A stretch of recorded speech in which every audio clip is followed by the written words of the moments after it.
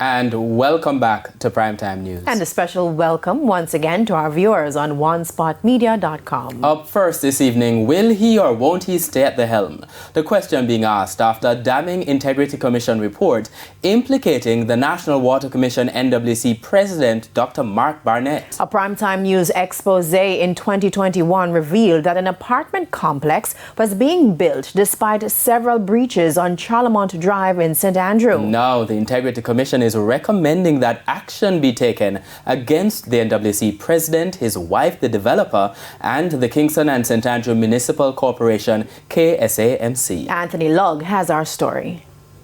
This is the structure which has landed the NWC president and his wife in hot water.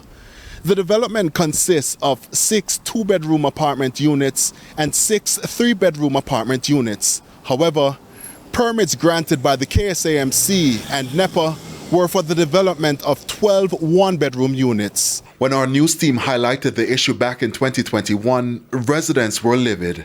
We asked for an audit to be done to ensure that on Charlemont Avenue, everything that is on the ground is what was approved. A report tabled in Parliament on Tuesday highlighted some of the same issues raised.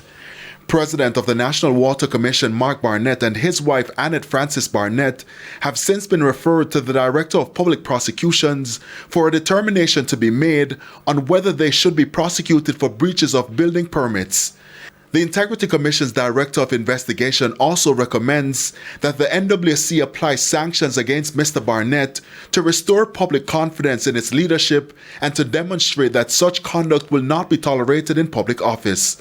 Additionally, the Integrity Commission says the NWC is a critical component to the development approval process in Jamaica.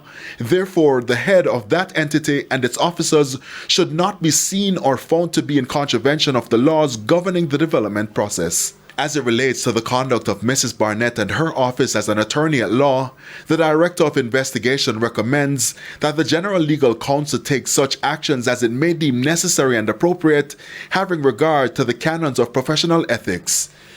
In the meantime, the Commission is recommending that Prime Minister Andrew Holness and Local Government Minister Desmond McKenzie introduce legislation to impose financial penalties on developers who willfully violate building and development permits for financial gain.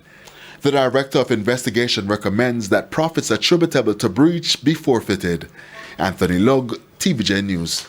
Staying with